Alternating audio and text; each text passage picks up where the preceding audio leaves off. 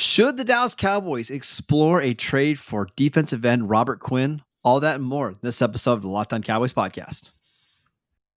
You are Locked On Cowboys, your daily Dallas Cowboys podcast. Part of the Locked On Podcast Network, your team every day. Locked On Cowboys. Locked On Cowboys. Welcome back to the Locked On Cowboys podcast, part of the Locked On Podcast Network, your team every day. We want to thank you for making us your first listen of the day. We are free and available on all platforms. I am Marcus Mosier. You can follow me on Twitter at Marcus_Mosier. He is Landon McCool. Check him out on Twitter at McCoolBCB. Landon, how you doing today, sir? I'm doing well. Still in Dallas. So sorry if it's not quite the quality of Studio McCool that we're used to. But I'm excited because we got questions today, and questions today is always fun. I just heard like the little clicking of it must be your spoon in your coffee, and it just made me think of Get Out. It was just like it's just right. Going into the sunken place of the Cowboys right now. It's this, yeah, exactly. Just go deeper into the sunken place, Cowboys. Listen, I've already been there for the Cowboys for the last 20 years, so it's not a big deal. All right, let's get to your Twitter questions today.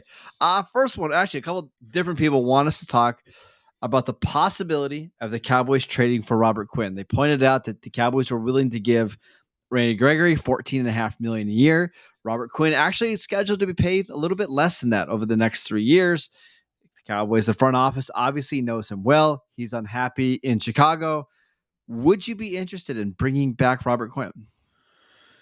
It's a lot of money. I mean, I know that the Cowboys were willing to pay See, I'm getting the names already. Randy Gregory, that same kind of $14 million. But I think that since then they spent a little bit more of the money that they had earmarked there.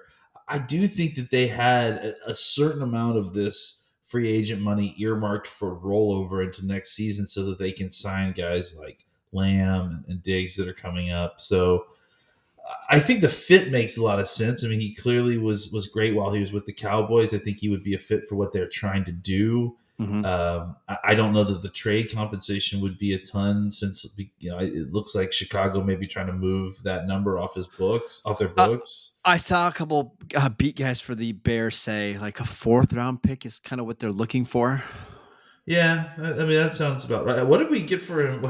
The Cowboys traded a 6th round pick for Robert Quinn, and he ended up getting them back, I believe, a 4th round pick in the comp formula. So yeah, they're still technically out ahead on the Robert Quinn book. So look, the trade compensation part of that doesn't really bother me. I don't necessarily have an issue with giving up a 4th for a proven guy like Robert Quinn, who I think could probably still come in here and give you very solid pass rush. Maybe he had 18.5 sacks last year. He was really good. He was, and I don't, and sometimes with pass rushers as they get older, it starts to get like up and down, and it starts becoming really inconsistent. But I would be willing to take the risk there.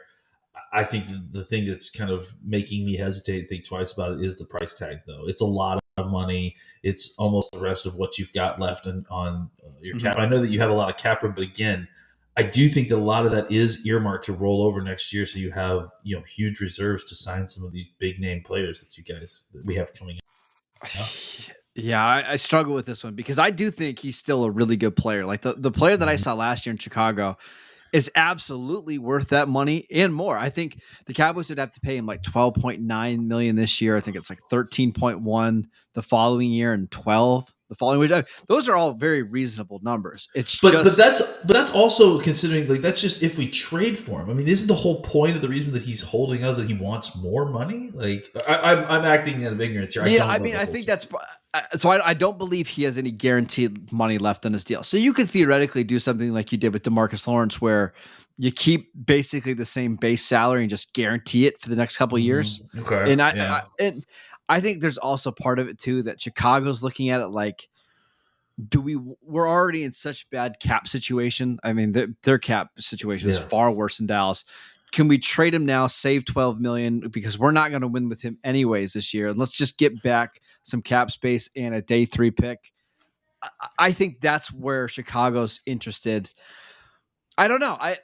Part of me thinks that this would be a great fit and that the Cowboys wouldn't have to rush Sam Williams onto the field. Dorrance Armstrong kind of goes right back to being that third defensive end, and you have a great pass rush. Again, you can rotate these guys in and out. But like you mentioned, the Cowboys are saving a lot of this cap space because maybe they want to lock up Dalton Schultz long term. I think they're looking ahead to CeeDee Lamb, Trevon Diggs, Micah Parsons. We'll see about even Tony Pollard next year, who's a free agent. Like, do the Cowboys want to sign him? My guess is that somebody else that feels like they're more in a Super Bowl window, like a right now window, will be interested in trading for Robert Quinn. That's just kind of my guess. I think that the trade makes sense. I mean, as far as like, it's not like completely illogical to suggest that this is a situation that the Cowboys would be interested in because, like you said, veteran pass rusher who's being paid a lot of money on a team that is essentially in the middle of a rebuild doesn't really have a good fit on the team as right now. For them, they'd rather have the money and try to invest in some young players and kind of build this thing as it grows. So it's not all that different from the first time that he got moved when he was with Miami. Remember, absolutely. Miami was awful and they were tanking and they just wanted to clear cap space. It's not all that different. Yeah, I mean, if you're tanking, you don't want a very good pass rusher on your team because he might accidentally win you a game or something. So, I do think it makes some sense that he would be a trade target. I think the reason it doesn't make sense to the Cowboys is specifically they have a lot of people that they're going to try to re-sign next year, and that is part of the reason that you've seen sort of an exodus of some of the talent is because they're loading up on cap space so that they can roll it over for next year so that they can make sure that the core of their team stays here. And I don't know that they're willing to necessarily kind of give up that extra powder to go get Robert Quinn for, basically what is probably a 2-year rental. I would do it if I was the Cowboys because I do think he's a difference maker. I mean, I saw it with Dallas. I saw it with Chicago. Like, if he is somebody that can really rack up sacks, and all of a sudden, if you have Lawrence, Parsons, and Robert Quinn, that's the best trio of edge rushers in the NFL, in my opinion. So I would do that because I think he gives you. I mean, I really think that he gives you a better shot of winning the division this year and going deep into the playoffs. So I would do it. They probably won't. We'll see what happens over the next couple of weeks. I agree. Yeah. All right. Let's take a quick break to tell you guys about Blue Nile. Whether you're ready to pop the question or you're celebrating a milestone moment, find jewelry as unique as her with the modern convenience of online shopping at BlueNile.com. Blue Nile has simple online tools that let you choose the diamond shape, size, and clarity, as well as setting style. Blue Nile will then handcraft a perfect engagement ring, with each ring being one of a kind. Make your moment sparkle with jewelry from BlueNile.com, and Locked On Cowboys listeners will get $50 off purchases of $500 or more. This podcast exclusive includes engagement. Use promo code Locked On. That is promo code Locked On. Plus, every order is insured, ships free, and it arrives in a discreet packaging that won't give away what's inside. Shop stress-free and find your forever piece. Go to BlueNile.com today. All right, next one, Landon. This is a really good question from Ben.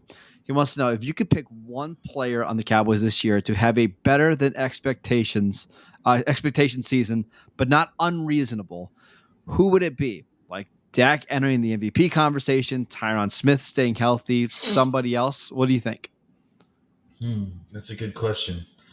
I mean, I think the Tyron Smith one is a good one simply because what we saw last year was that the neck surgery may have helped some of the back lower chain issues that he has been experiencing year in and year out. Now, he did suffer a high ankle sprain that definitely set him back. I think the Cowboys tried to downplay it a little bit and get him back on the field maybe a little bit earlier than he was quite ready for. But I do think that like a year of an offseason of not having to deal with the rehab of surgery, not having to deal with the kind of season in and season out back neck injury stuff that he's having to do normally, I think that a year off from that could be really rejuvenating for a guy like Tyron Smith. I think we've all resigned to the idea that he's going to be injured, a certain amount of games every year, and that he's going to miss a certain amount of time. And a lot of that was based on, the idea that he had this kind of ongoing back neck lower chain issue that seemingly has been not solved, but certainly alleviated quite a bit because he finally had surgery that he has been putting off for over a decade, basically. So I do think that him having a full off season and maybe, just kind of being able to stay healthier by just, not I mean, imagine if he hadn't gotten that high ankle sprain, like suddenly we potentially are talking about a guy who maybe would have played all 17 games last year. So I'm not suggesting that he's going to necessarily do that. I just am saying that I think there's a sense of it's a guarantee that he's going to miss time during the year. I don't know if that's necessarily a foregone conclusion at this point. Now that he's had the neck and back stuff kind of hopefully cleared up, so I could easily see him playing a whole season and kind of going against the grain and what a lot of people have for his level of expectation going into this year. Yeah, that's a really good one. The Dak one is almost too easy, right? It's if Dak becomes an MVP candidate, it means things went pretty well for the Cowboys this season. I'll give you another underrated one. Neville Gallimore. I think we all believe Neville Gallimore is a good player who, didn't stay healthy last year, and not necessarily his fault. He had a broken elbow.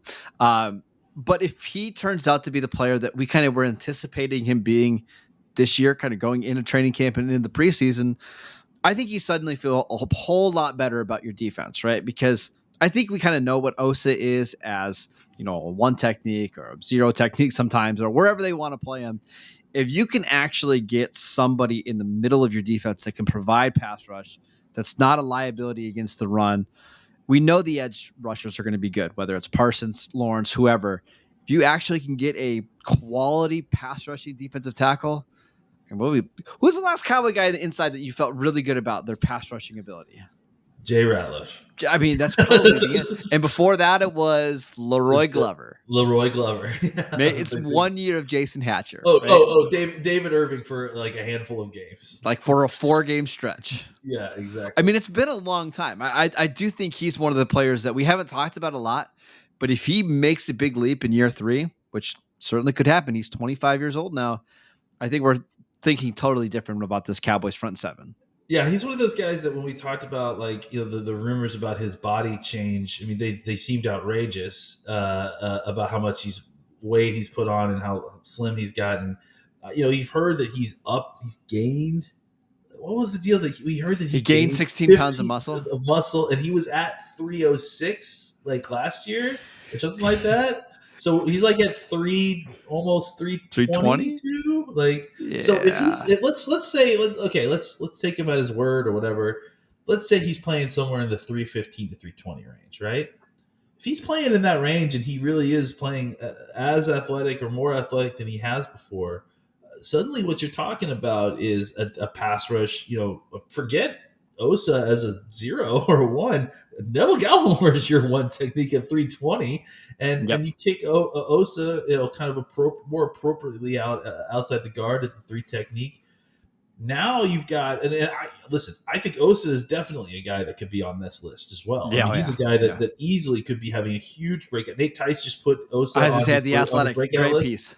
Yeah, and so look, you and I are huge Osa fans. We would obviously agree. So if you get a jump, I mean, we've been talking about the idea that what happens if Neville Gallimore takes a jump? What happens if Osa takes a jump? I think that there's a very good chance both of these players take jumps. And if that's the case, suddenly you don't have just one good pass rushing defensive tackle. You may have multiple. And then you combine that with what you've got outside already. I mean, even without Robert Quinn, you've got Parsons lining up out there, Lawrence. We'll see what Williams and the rest of the group can do. But I think that you get 2 guys who can rush the passer inside suddenly that are threats. And Osa was winning pass rush rates at a higher rate than Justin Simmons last year, which is surprising to see. So if you can really get them to kind of both of these guys to take a step, suddenly a pass rush that was fearsome last year definitely becomes more fearsome because it's the threat has spread out. The threat is all throughout the defensive line. So that is something the Cowboys fans should definitely be hoping for. And I think for me, a beyond expectations, if he could be a 5 to 6 sack player, but have like consistently every game he's giving you 3 to 4 pressures, right? I don't think that's wildly unrealistic. I think that's probably on the higher end of outcomes this year, but something like that where you just feel really good about, hey, he's going to be on third down and he's more often than not, he's going to win his pass rush rep. That's where, again, I think the defense could really improve. Absolutely. All right, next question. This one from Goran. He wants to know, is there a chance that Dante Fowler is this year's Coney Ealy? What a name. What a recall. A name guy at a premium position who gets penciled in onto the 53-man roster and in a starting spot, but doesn't make the team due to increased depth. First of all, congratulations. That is quite a call. Coney Ealy. Man, I think of Coney. He was a Missouri passer. He was, yeah. Him and Michael Sam played together. Yep. Yeah. Did he end up at Carolina or something like that? Eventually? He did, and then he was with the Jets for a little bit. Signed with the Cowboys, and then didn't even make the 53-man roster. Well done, Gore the God Butcher, or whoever was the kid with Goran. Coney Ealy. So I think that's what you hope for, right? Is that the Cowboys suddenly are so filthy rich in pass rushers that they don't need the veteran that they just signed. And that's not to say that we don't want Dante Fowler to work out. We do, because he's a really good player. But if Sam Williams looks so good in training camp and Dorrance Armstrong finally starts to be the player that we were thinking, and Chauncey Golston is taking that backup spot from DeMarcus Lawrence, that's how something like this plays out. Yeah, I mean, there's two ways that Dante Fowler doesn't make this team. Either things went really, really wrong for Dante Fowler, or things went really, really right for all the rest of the edge rushers on this team. And he became expendable and unnecessary. So, I think if that were to happen, that is certainly a possibility. That's the thing that happens when you have so many numbers to answer the solution, right? You've got Williams, you've got Armstrong, you've got Golson, you've got when you have all these numbers, if 2 or 3 of these guys take a jump, suddenly, it doesn't necessarily become quite as important that you have Dante Fowler on the team, and suddenly he becomes an insurance policy that you may not need the insurance on. Yeah, I wouldn't be shocked if that happens, because I think what we've seen from Dante Fowler is very inconsistent from year to year, and you're hoping that Dan Quinn can kind of unlock what we saw with the Rams. But I mean, the player that we saw at least last year, I could see being cut. We're hoping for more, but it would not shock me if all of a sudden we're doing a show on September 1st that the Cowboys have, waived Dante Fowler. It's certainly possible. Yeah. Or maybe let's say the possibility, the best case scenario is that all these guys have a great training camp, and maybe you flip Fowler for like a late round pick or something like that. Yes. We'll see. That's one where I think you're going to have an idea early in camp, what's going on. I don't know. It just, some of these guys you just can tell right away, Fowler doesn't have the juice that he had in 2016. It's just gone. Or it's, hey, he beat Tyron Smith on back-to-back reps. It's pretty clear he's got some athleticism still left. So we'll know. Was it Clinton Dix? Who was the safety that Jason Witten was get this guy off the field? Yeah. There are guys like that just show up and it's clear right away. This guy's done. Can't play. Yep. All right, let's take a quick break to tell you guys about BetOnline. BetOnline.net is your number one source for all of your betting needs and sports info. Find all the latest sports developments, league reviews, and news, including this year's NHL playoffs and Major League Baseball. BetOnline is your continued source for all of your sports wagering information, including live betting, esports, and scores. And BetOnline.net remains the best spot for all of your sports scores, podcasts, and news this season. BetOnline.net also has MMA, boxing, and golf. Head to the website today or use your mobile device to learn more about the trends in action. BetOnline, where the game starts. We also want to tell you about our live NBA draft show. Not only do we have just one on the Locked On Network, we've got over 30. The entire NBA channel is going live on NBA draft night. So if you have a favorite NBA team, make sure you subscribe now to their Locked On YouTube channel so you get notified when they go live on NBA draft night. All right, a couple more questions. A couple of these are kind of fun. First one from Jay. We'll run through a lot of these. Will the offensive line be better than they were in 2021? Just yes or no? When? Let's say by the end of the season, do you think they'll be better? Assuming guys stay relatively healthy. I think so. I do think that they will be better because I think that by the time that you're I mean, this is all kind of hinged on hopes, but I mean, we're projecting at this point anyways. I think if you could get Tyler Smith up to speed on what he's doing, I think he's immediately going to provide a more stout player in the middle. I think that they'll be able to use him in ways that kind of will limit his issues.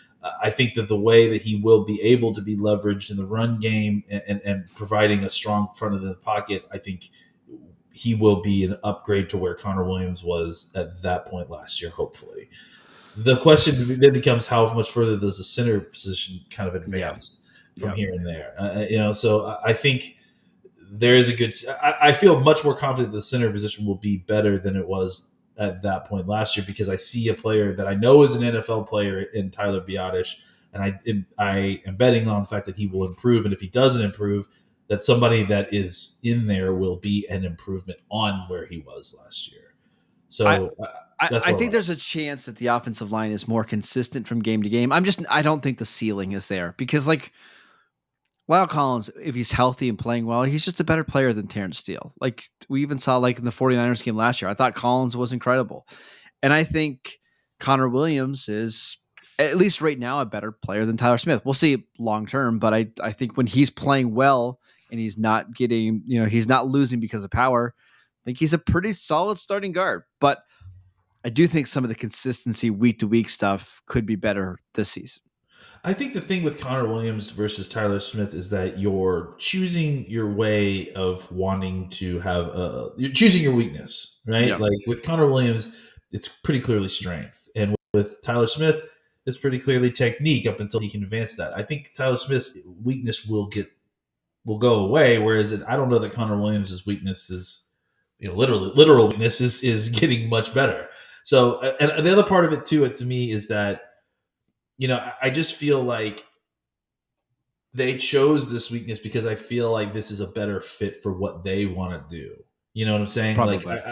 And so I feel like maybe the offensive line isn't universally better, like for every team, but I think that they will be better for what the Cowboys want to do on offense by the end of the year than they were. They were in a bad position at the end of the year where they wanted to run the football and they just didn't have any junk in the trunk to move anybody off the line in the middle of defenses. No. They just didn't have anybody who could just play as defensive lineman interiorly. And so that made an inside zone and outside zone a problem. And as good as La'el Collins played at times, it didn't matter for much if like they were getting blown up inside a bunch. So I think it's a great question. It's something that I think about a lot, honestly, and it could go a whole bunch of different ways, and it's all hinging on how individuals grow as players on a couple different spots. So it's pretty complicated math, but I do think the Cowboys have a shot of being a better offensive line this season. Next one from Rich. Do you guys think that the Cowboys will add a veteran wide receiver to the group before training camp? Before training camp? No, I don't know that they'll. I mean, I don't know. Unless they know something that we don't know about some of this other stuff, like James Washington's situation or whatever. I would imagine that they wouldn't before training camp because I feel like, again, they're going to want to see their guys before they're willing to sign a contract with another veteran guy. So, and I also don't think Will Fuller, Julio Jones, Odell Beckham, T.Y. Hilton love training camp, especially at their age. Yeah. So they're not interested in doing the grind in late July, but we get to August 15th. Yeah. That's when I think that we kind of know at that point, hey, Simi Fehoku's still a long ways away. TJ Vasher's 2 years away from being ready. That's when you start having the conversations. But now I don't think it makes sense. The very key part of that question was before training camp. I think during training camp, maybe. Probably not before. Yeah. I also was looking over a thing that Ian Rappaport tweeted today. Did you know that the PUP got reduced from 6 games, the in-season PUP, to 4 games for Michael? So that's relevant for Michael Gallup. So if the Cowboys want to stick him on PUP, only missing 4 games might be the best way to protect himself and the Cowboys long-term. just something interesting to think about. That is something to keep in mind for all the math for that, because we don't really know what Gallup's status is. I mean, if I would say that if there's any chance that he could play after 2 or 3 games, they probably won't put him on PUP. But if it doesn't look like it's going to be close, there's no reason not to. But it also could be a way to stash a guy, right? Because absolutely, yeah. If it's going to be, he's going to miss 2 games, and it's whether he's ready for that 3rd game or the 4th game, you might feel like, you know what, let's just give him the extra time, have him ready by October. And this way we can keep both Semi Fehoko and TJ Vasher, who look good in training camp. And, we can kind of stash them for a while and see how they perform, when we get to actual games. So just something to consider. It makes that option a lot more palatable for sure. Yes. Yeah. 6 games is a lot. 4 you can handle. Yeah. All right. Last question from Robbie. He said, I was a huge fan of the Best Coast Boys podcast. He wants to know, Landon, will there ever be another episode? The problem is that the 2 guys who do that podcast are incredibly and increasingly busy. I don't know if you guys have been following John Owings' burgeoning career, but he is also insanely busy being an editor at PFF and being just an all-around awesome dude on Twitter. I love it too. It certainly was a great outlet for us to kind of freestyle on stuff a little bit more, but it's become increasingly more difficult to produce the podcast. So it's hard to say. Maybe I think likely what's increasingly going to happen is that maybe John and I will pop on for a random podcast here and there just to kind of. That's all we wanted to hear right there. Is that you might see in your notification 1 new episode of Best Coast Boys just unannounced. That'd be fun. Every 2 years or something like that. We're like the Olympics, right? Yeah, there you go. Every 4 years, just every 4 years. It's one of my favorite podcasts. I miss it. So we'll have you on as a guest next time, then. Yeah, there you go, Robbie. I'm rooting for it. So we'll see. Maybe we'll try to talk him into it. But all right, that is it for today's show. Thank you guys for tuning in and making Locked On Cowboys your first listen of the day. Now make the ultimate NBA mock draft your second listen. They've got over 50 NBA insiders, draft experts from the Locked On NBA Big Board. They've got 5 shows out right now getting you ready for the NBA draft. Go check that out. Wherever you get your podcast, wherever you get the Locked On Cowboys podcast, Odyssey app, Google Podcasts. You can check us out on YouTube. Now we are there every day posting videos up on the site. You can follow the show on Twitter at Locked On Cowboys. You can follow Landon at McCoolBCB. I am at Marcus_Mosier. We'll be back tomorrow with another episode of the show. We'll see you guys then.